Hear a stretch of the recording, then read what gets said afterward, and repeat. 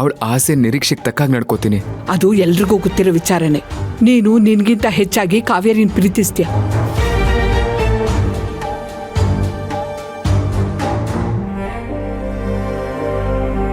ಹೌದಜ್ಜಿ, ಇದು ನಿನಗಷ್ಟೇ ಅಲ್ಲ, ಈ ಸತ್ಯ ಕಾವೇರಿಗೂ ಗೊತ್ತು.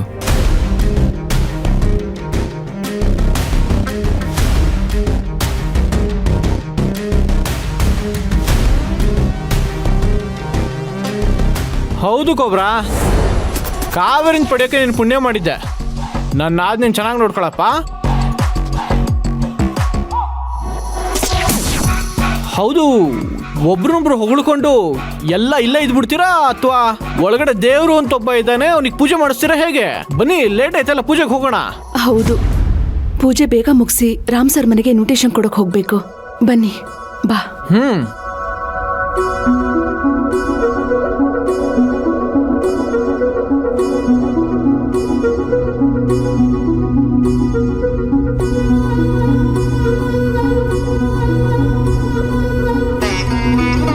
ಅಮ್ಮವ್ರೆ, ಮದ್ವೆ ಸಿದ್ಧತೆ ಎಲ್ಲ ಚೆನ್ನಾಗಿ ನಡೀತಿದ್ಯಾ? ಹೌದು ಪುರೋಹಿತ್ರೆ, ಎಲ್ಲ ಚೆನ್ನಾಗಿ ನಡೀತಿದೆ. ದೇವಿಗೆ ವಸ್ತ್ರ ಕೊಟ್ಟು ಪೂಜೆ ಮಾಡ್ಸಕಂತ ಬಂದ್ರಾ? ಹೌದು. ಪೂರ್ಣಿ ಕೊಡಮ್ಮ.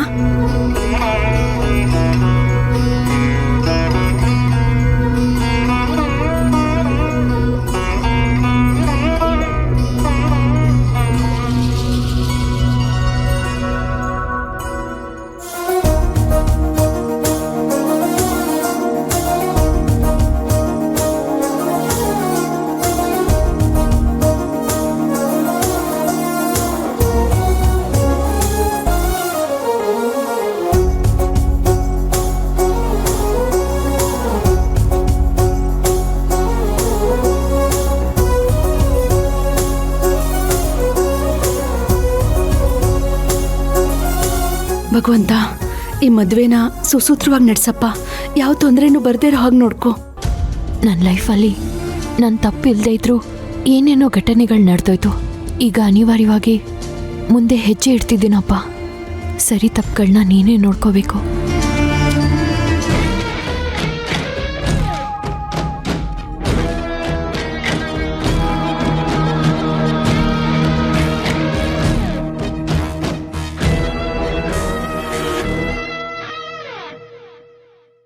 ಕಾವೇರಿ, ಈ ದೇವ್ರ ಮುಂದೆ ಪ್ರಮಾಣ ಮಾಡಿ ಹೇಳ್ತಾ ಇದ್ದೀನಿ, ಇನ್ಯಾವತ್ತೂ ನಿನ್ನ ಕಣ್ಣಲ್ಲಿ ಒಂದು ಹನಿ ಕಣ್ಣೀರು ಬರ್ದಿರೋ ಹಾಗೆ ನೋಡ್ಕೋತೀನಿ ನಾನು.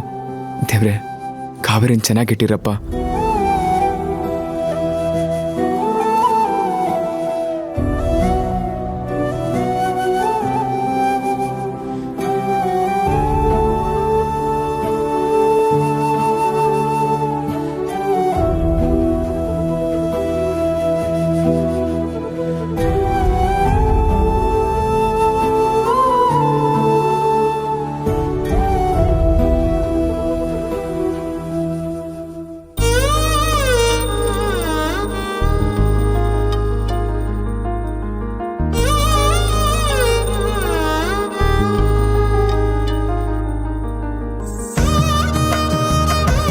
ಈಗ ದೇವರ ಸನ್ನಿಧಿಯಲ್ಲಿ ಲಗ್ನ ಪತ್ರಿಕೆ ವಿನಿಮಯ ಮಾಡ್ಕೊಳ್ಳಿ. ಎದು ಕಾವೇರಿ ಮನೆಯವ್ರಿಗೆ ಲಗ್ನ ಪತ್ರಿಕೆ ಕೊಡಪ್ಪ. ಸರಿ ಅಜ್ಜಿ.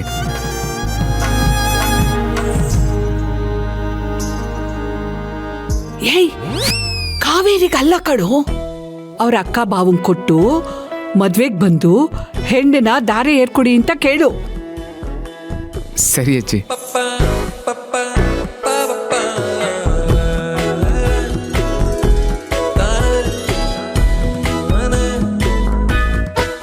ನೀವಿಬ್ರು ನನ್ನ ಕಾವೇರಿ ಮದ್ವೆಗೆ ಬಂದು ಕಾವೇರಿನ ನನಗೆ ದಾರಿ ಎತ್ಕೊಡ್ಬೇಕು. ಸರಿ.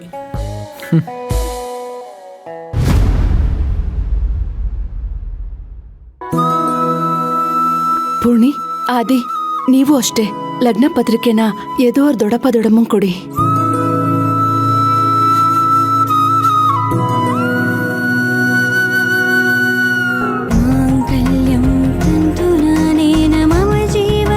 ನನ್ನ ತಂಗಿ ಮದ್ವೆಗೆ ಬಂದು ಅವಳನ್ನ ಧಾರೆ ಏರ್ಸ್ಕೊಂಡು ವಧುವರರಿಗೆ ಆಶೀರ್ವಾದ ಮಾಡಿ.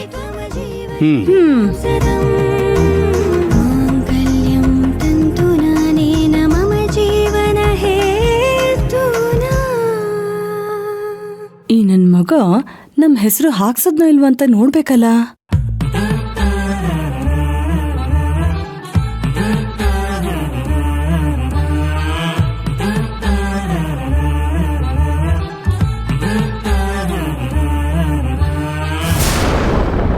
ಇದೇನಿದು? ಮದ್ವೆ ಕಡಲಿ ಏನು ಪ್ರಿಂಟೇ ಆಗಿಲ್ವಲ್ಲ? ಅಯ್ಯಯ್ಯೋ, ಅಪಶಕುನ ಇದು.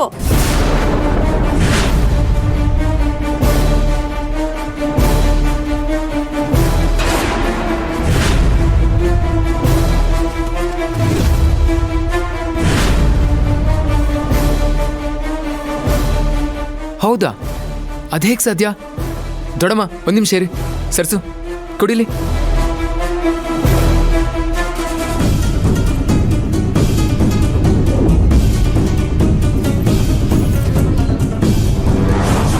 ಪ್ರಿಂಟ್ ಆಗಿದೆಯಲ್ಲ ನೋಡಿ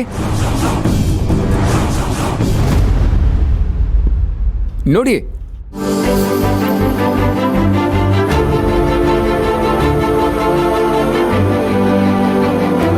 ನೋಡಜ್ಜಿ, ಮೋಸ್ಟ್ಲಿ ಎಲ್ಲೋ ಪ್ರಿಂಟಿಂಗ್ ಮಿಸ್ಟೇಕ್ ಇರಬೇಕು, ಅಷ್ಟಕ್ಕೆ ಹೀಗೆ ಹೇಳೋದಾ? ಆದ್ರೂ ಮೊದಲನೇ ಲಗ್ನ ಪತ್ರಿಕೆ ಖಾಲಿನೇ ಇದೆ. ಅಪಶಕುನ. ಮುಂದೆ ಏನ್ ಕಾದಿದ್ಯೋ.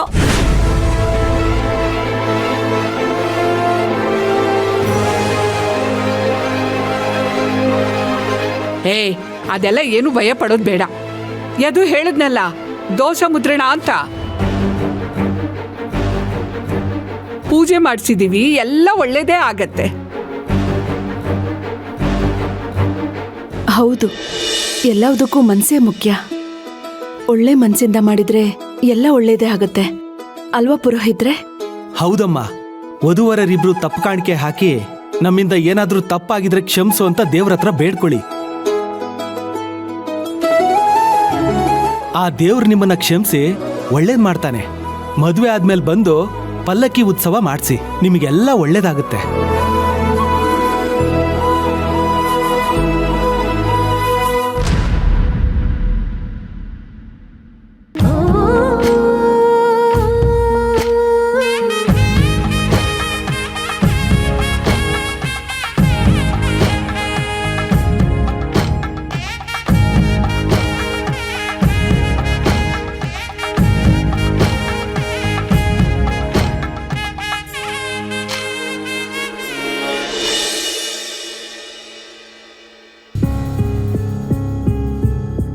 ಮಲ್ಲಿಕಾ ಯಾಕಿನ್ನ ಬಂದಿಲ್ಲ?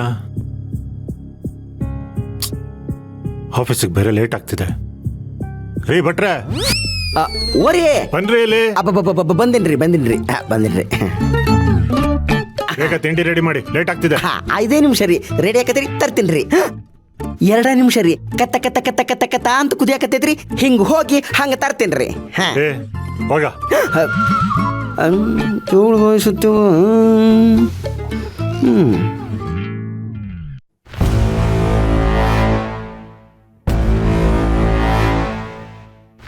ಭಟ್ರೆ, ಬ್ರೇಕ್ಫಾಸ್ಟ್ ರೆಡಿನಾ?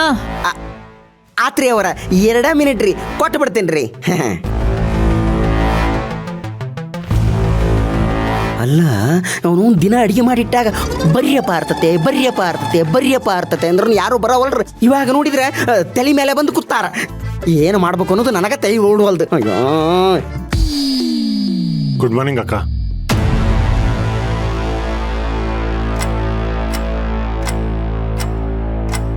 ಅಕ್ಕ, ನಿನ್ನೆ ಮಲ್ಲಿಕಾ ಭಾವನ್ ಬಗ್ಗೆ ಚೀಪಾಗಿ ಮಾತಾಡಿದ್ಲು ಅಂತ ನೀನ್ ಬೇಜಾರು ಮಾಡ್ಕೋಬೇಡ ಅಕ್ಕ. ಅವಳ ಪರವಾಗಿ ನಾನು ಸಾರಿ ಕೇಳ್ತೀನಿ. ನನಗೆ ನಿನ್ನ ಹೆಂಡತಿ ಆ ಥರ ಮಾತಾಡಿದ್ಲು ಅನ್ನೋದು ಬೇಜಾರಾಗಿಲ್ಲ ತೇಜು. ಆದ್ರೆ ಅವಳು ಅಷ್ಟೆಲ್ಲ ಮಾತಾಡ್ತಾ ಇದ್ರು, ನೀನು ಅದನ್ನ ನೋಡ್ಕೊಂಡು ಹೆಲ್ಪ್ಲೆಸ್ ಆಗಿದ್ಯಲ್ಲ, ಅದಕ್ಕೆ ಬೇಜಾರಾಗಿದೆ. ನಾವೀ ಪರಿಸ್ಥಿತಿಗೆ ತಲುಪಿಟ್ಟಿದ್ದೀವಲ್ಲ ಅಂತ ಇನ್ನೂ ಬೇಜಾರಾಗ್ತಿದೆ.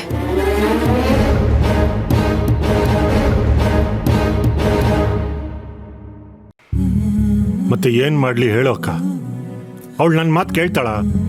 ತೇಜು, ನೀನೀ ಮನೆ ಹಿರಿಮಗ, ನನ್ನ ತಮ್ಮ. ನೀನೇ ನಾನು ಹೇಳೋ ಮಾತು ಕೇಳಲ್ಲ. ಇನ್ನು ಅವಳು ಹೊರಗಡೆಯಿಂದ ಬಂದಿರೋಳು, ಅವಳ ಮಾತು ಕೇಳ್ತಾಳ? ಏನೋ ವಾಟ್ ತೇಜು, ಇಷ್ಟಕ್ಕೆಲ್ಲ ಕಾರಣ ನಿನ್ನ ಕೇರ್ಲೆಸ್ನೆಸ್